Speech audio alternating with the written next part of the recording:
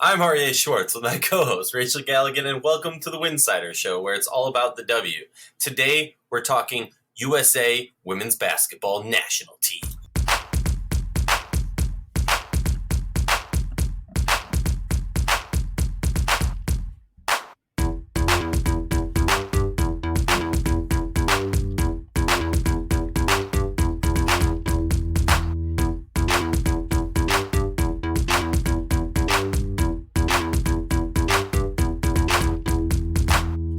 If you like our show, please consider joining our Patreon community. For less than a cup of coffee a month, you can directly show support for the hard work we do covering the W.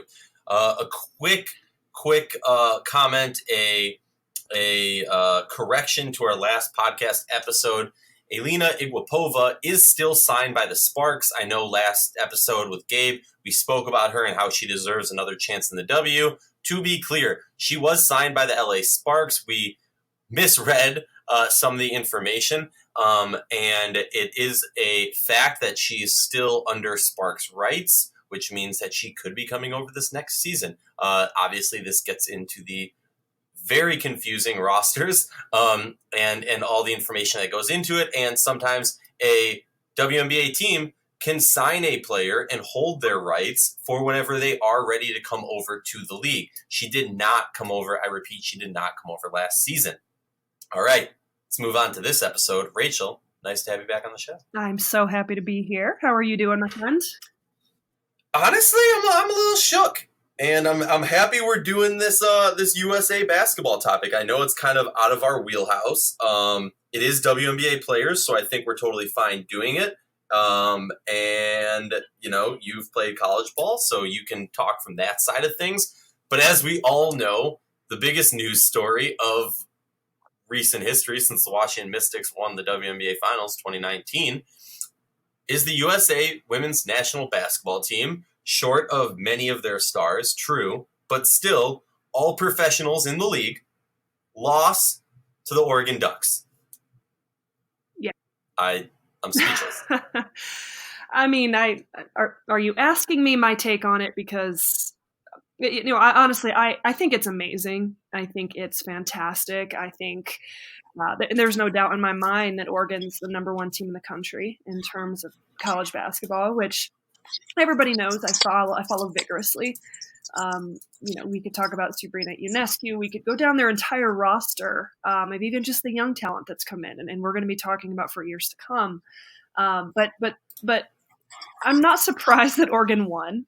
I'm not alarmed by any stretch that, USA lost. I don't think it's a huge black eye. I don't think it's anything to be alarmed about. They started this back up, this whole collegiate exhibition thing. They had kind of stopped it for a few years. And this was the hope, when the committee and Dawn Staley and her staff kind of got this going again, was to really test Team USA. And we're extremely early in this process. Obviously, the Olympics is the end goal to win another gold medal. But there's still so many moving parts to this. And I think for me, you've already mentioned it, the fact that we are missing, Elena Deladon, Asia Wilson. We could keep going down the line of certain players who were not present in this 2019 preseason collegiate exhibition, if you will. But they also, they played 4 games in what was it, 7 or 8 days. And it was something crazy. Something like that, like the travel on that is exhausting. You've got some players on there who are still getting their legs underneath them, and Diana Taurasi and Sue Bird. And, you have a team that really hasn't had a ton of time to practice together. And that just really does go to show you. And this has been one thing, and people aren't going to like that I say this, but there are some aspects of just my own preference in terms of watching women's basketball.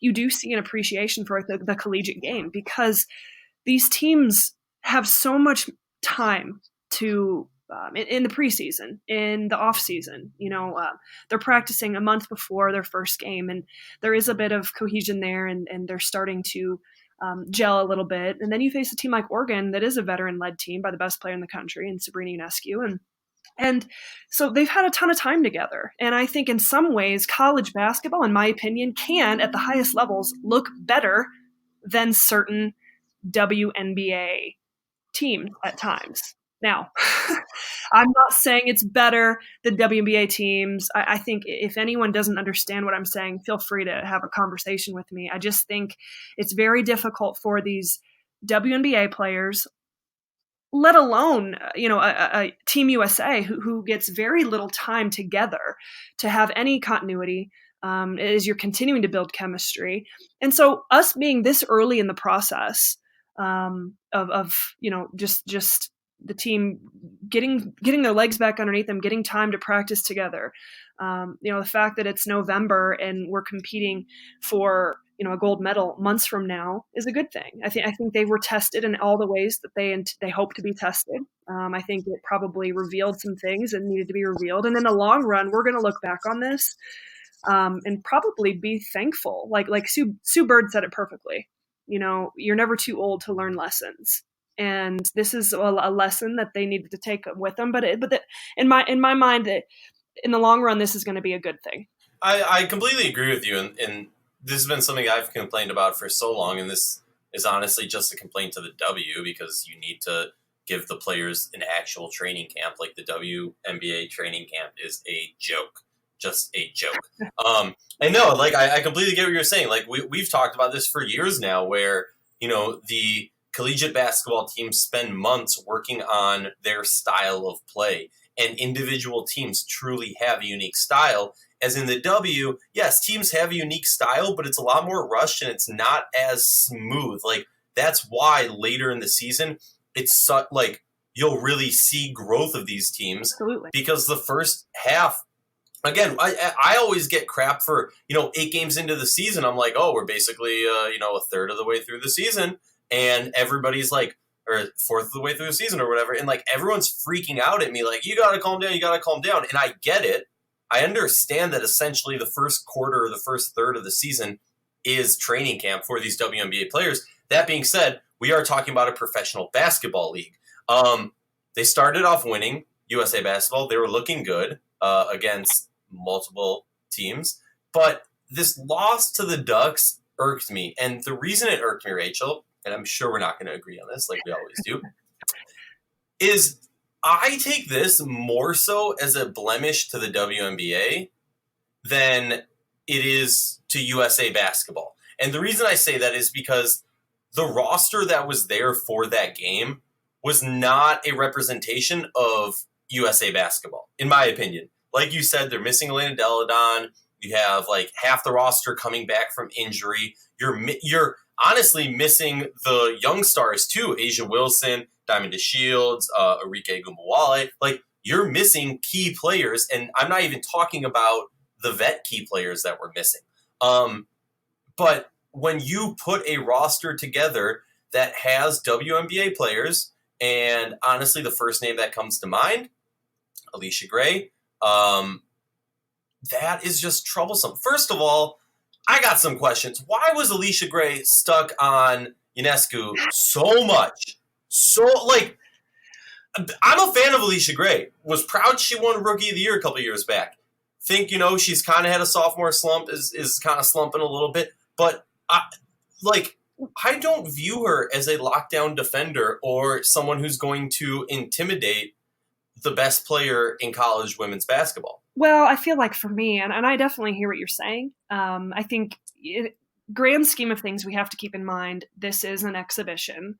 You want to believe that every player out on that court is a competitor and they don't want to lose the game. Oregon certainly showed that. I thought we saw signs of Team USA showing that in moments, but when they lost that momentum and that place was rocking, it was over.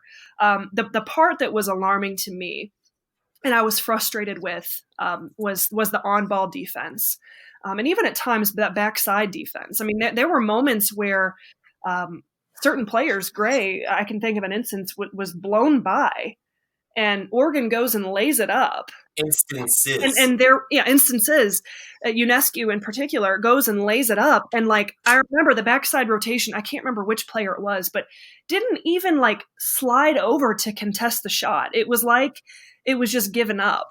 And so I look at that and I either think, okay, one, we're undisciplined, or two, there's a lack of communication, a lack of understanding, or 3, we're trying to just save our legs and not get hurt in an exhibition. Well, so that was kind of my question and honestly, like, I want your take as a player, former coach, and fan on this.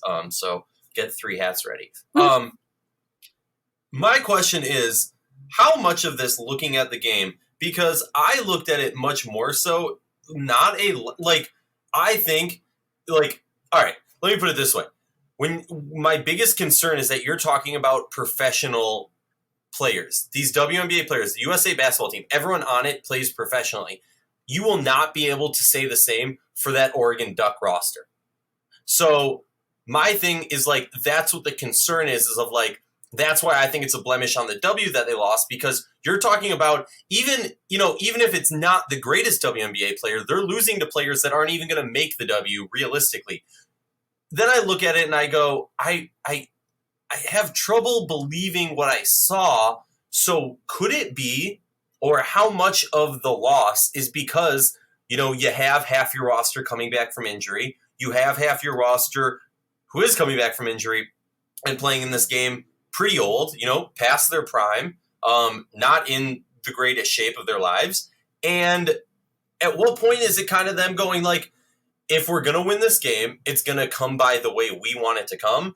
And if we're going to lose the game, it's going to be because they're going to play like this is the NCAA tournament and we're playing like it's an exhibition. Yeah.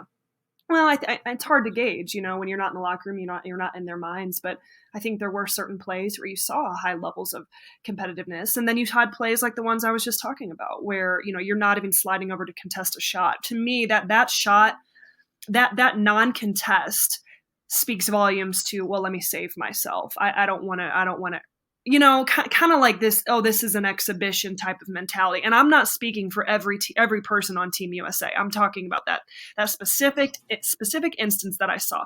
I think for me, the biggest difference between the Oregon Ducks and Team USA is about a chemistry issue. There are tons of teams at the NCAA level who are playing with a ton of chemistry, players that have been together for a long time. Even though it's early in the season, they've been at it all summer, all fall. Here we are.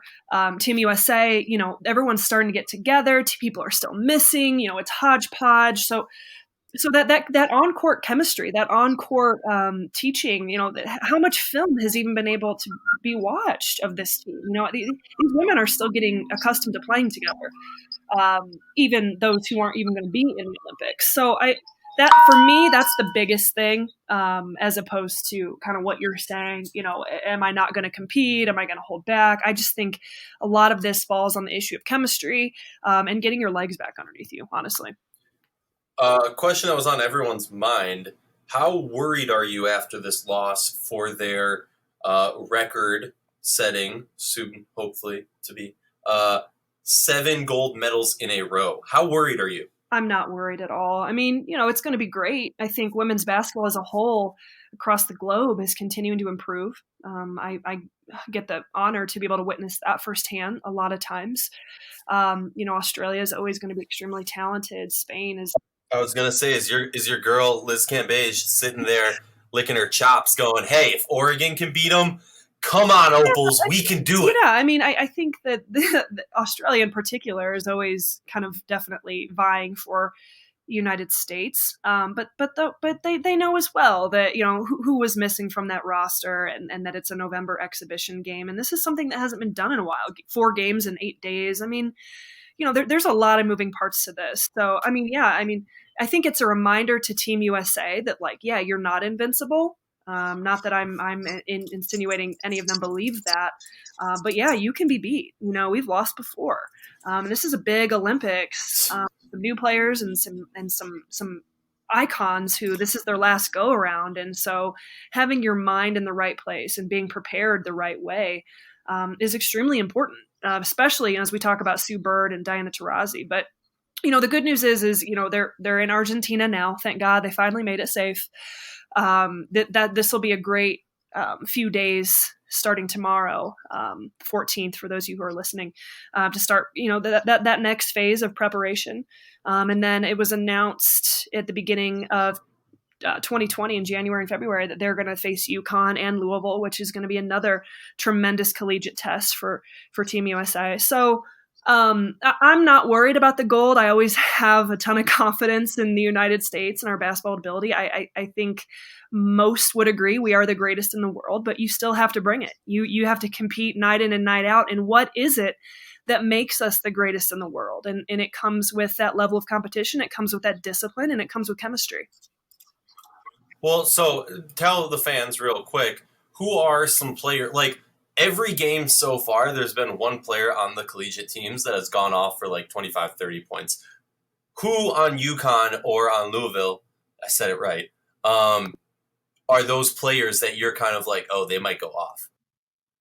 Yeah, that's a good question. I think when it comes to Louisville, kind of a revamped roster from kind of what we've seen in recent years, but they've got a big-time transfer from Georgia Tech and Elizabeth Balogun. She's really talented, kind of got that scoring edge to her. She can really rebound the basketball, really athletic. And I personally am a fan of Dana Evans. She's a really dynamic guard for Louisville who can, when she's on, she's got the ability to really fill it up.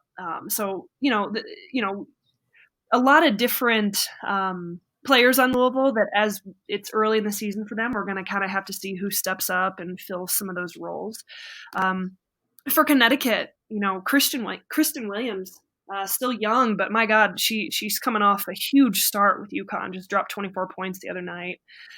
She's going to have a big year. She's kind of the next up and coming big name for UConn, if you will. Crystal Dangerfield, such a great player we've talked about for years. So, just those are some ones that I think are really going to test Team USA. I don't know that, I think Gino coaching against some of his former greats is going to be really fun. He can kind of challenge them in a way that, maybe they haven't been challenged from Texas A&M or even from Oregon. So I think that's the most interesting aspect for the Connecticut matchup, as opposed to like, who are some players that could really cause some issues, or the fact that they're going against their former coach. That's exciting. And Louisville has never played Team USA in the past when they used to do these exhibitions. And that's the Yum Center in Louisville is one of the most exciting venues in sports. They pack that place. I've been there multiple times. They pack that place night in and night out. The fan base in Louisville is absolutely, outstanding from that aspect. So I know that atmosphere is going to be extremely challenging for them. And Louisville's always coached extremely well by Jeff Walls.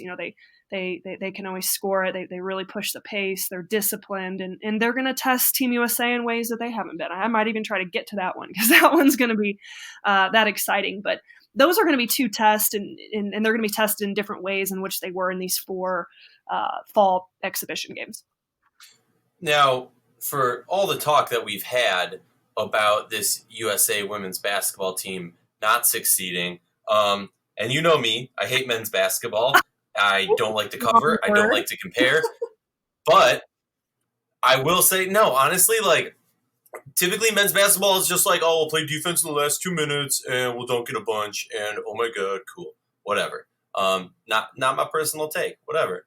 Point is, let me just remind you of the USA men's basketball record in FIBA this past summer, when they didn't even make it to the semis or the quarters. So slow your roll when you're trying to use this to hate on women's basketball. Now moving on. We've talked about a blemish, but something that got a lot of attention a few years back, and every once in a while it kind of gets back up in the world of women's basketball in USA, is this kind of a karma spitting in the face of women's basketball for not paving the way for the new age of players to come in? Yeah, yes, we've talked about, Diamond Shields, Asia Wilson, and a variety of other young players. But typically in the point guard position and in a variety of other positions, USA women's basketball has not paved the way for the new age of players to come. Do you think that this maybe could be a wake-up call or / kind of a slap to the face because of this? I don't know that wake-up call or slap in the face. Those are pretty harsh terms in my book. There's no doubt that we are in a transitional period with USA basketball, with Sue Bird and Diana Taurasi. this being their last Olympics, you would assume. There's no doubt that we are definitely in the changing of the guard. And I think what does that next future look like? Yeah, you've got Elena Deladon, but she's been in. It's not like she's she's 30 now. You've got Skylar Diggins, and so we can't really talk about them in a way of which they're this next generation. We need to talk about, like you said, who's beyond that. What is that next kind of wave that's coming through? So, I mean, although I hear what you're saying, and I do think that that conversation is being had across the board of coaches and committee members, whatever it may be, as to kind of like what's the best fit here. I wouldn't be surprised. I mean, has anyone thought about the idea of like, is Sabrina Ionescu going to make a roster spot for these Olympics?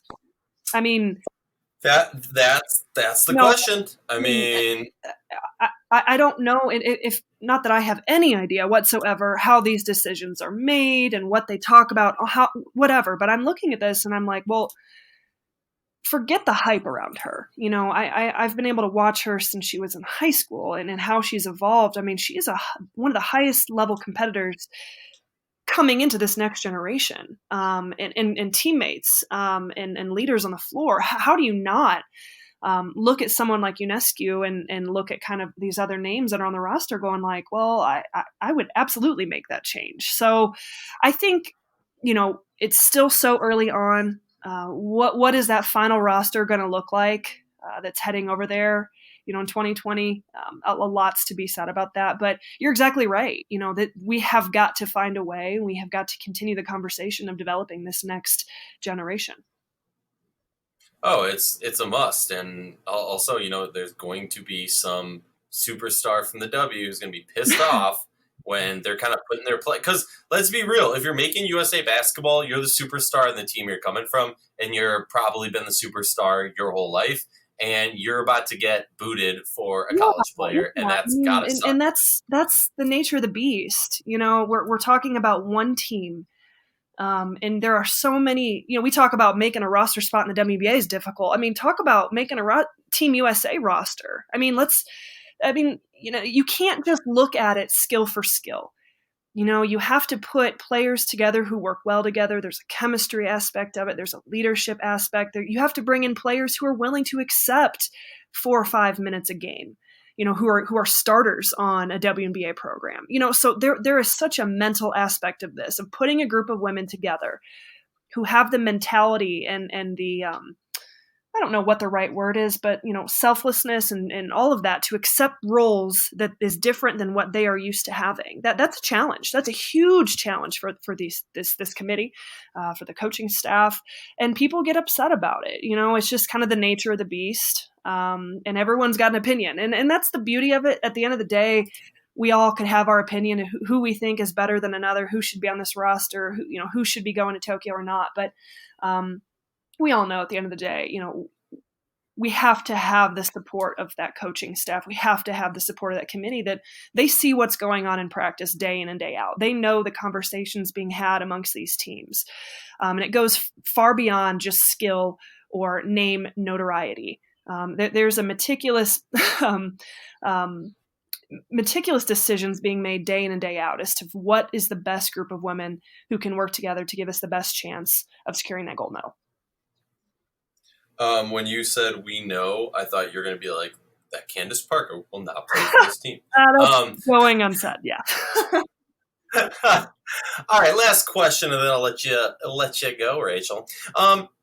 This is an interesting game that I don't think has been tackled from this direction, which is this is so different the mindset than a season game, and it's so different than the mindset of a preseason game when you're talking about typical WNBA or overseas or whatever you want to call it. You can't. I don't know. I'm going to probably say this wrong, so I hope we've known each other long enough that you're going to get me. I hope the listeners get me too. But it's hard because you can't just come back next game and play better. When you're in a season, you can go, wow, we lost that game bad. We need to come out guns blazing for the next game and show the league we mean business, and that was a fluke. How do you bounce back and recover from this, knowing that you guys just had the first loss in 40 some years to a college team. You're not gonna get a chance to play that college team again. So I don't know. Talk to me as a player. First off, it was 20 years. They lost to Tennessee. And I think in terms of bouncing back, you have such leadership on this team in Subert and Diana Taurasi. And you could see them smiling after the game. And it was almost like a sense of that you knew they were pissed. But at the same time, they're mature enough and they're seasoned enough and they're veteran enough to step back at the big picture of this and just kind of say, all right, wow, you got us, you got us. And there's a lot we can learn from this, even though behind that smile, I know the competitor in them is just gripping. I think that game, along with the 3 prior to that, gives an opportunity for Team USA to get in the film room, gives an opportunity to continue to talk about execution on both ends of the floor. And whether you win or lose, it's creating a sense of chemistry that this team needs. And so is, these next 4 days in Argentina, you're going to continue to build off that. But there's a process to this. There were no Olympic gold medals handed out after that Oregon game. Oh, wait a second. Wait, Team USA didn't have to turn over all their medals? But that's what I'm saying. There was not an Olympic gold medal won that day. So this is a team that is constantly fluid, constantly evolving, constantly learning and growing, and they're going to through the rest of this winter, into the spring, into the early part of the summer. The ultimate goal is that gold medal. So we're early in their stage here. So yeah, you could beat yourself up. You might be a little bit humiliated. You lost to a college team. You might think, hey, at the end of the day, it's good for women's basketball. But what can we learn from it? Don't dwell on it, and let's turn the page and let's focus on now this trip to Argentina and getting better. And looking at this. Those 4 college games that lost to Oregon, and then now looking at this stretch in Argentina and just taking that next step. And I think as an athlete, as a coaching staff, that's everything that's being preached. You can't hold on to a loss. If you're holding on to a loss, you're limiting your progression. Well, so I know I said one last question, but now I need to do one follow-up. Is this, I'm sure you've experienced, every player has, and no matter what level you've been on, has experienced. Brianna Stewart and Maya Moore probably haven't experienced this. But it happens at some point where you lose to a team you shouldn't lose to, and you know it. Is this that much different than that type of situation? It might be. It's hard for me to answer that question when I'm not in their shoes. I've never played on Team USA. I've never even been in the WNBA. So I do think that there is probably an element of that, of a little bit of embarrassment, a little bit of just, being upset that that happened. And it, and I don't even know how much Subert or Diana Taurasi have really experienced those moments. I mean, yeah, they've lost games in the WNBA, but they certainly didn't lose a lot in college. And so you're talking about the best in the world losing to a college team. I'm sure there is some of that is there. But like I said, if you dwell on that, if you focus on that, if you let any form of negativity or whatever kind of enter your headspace, you're just holding yourself back. And every woman on that roster, that Team USA roster, understands that, or else they wouldn't be on that.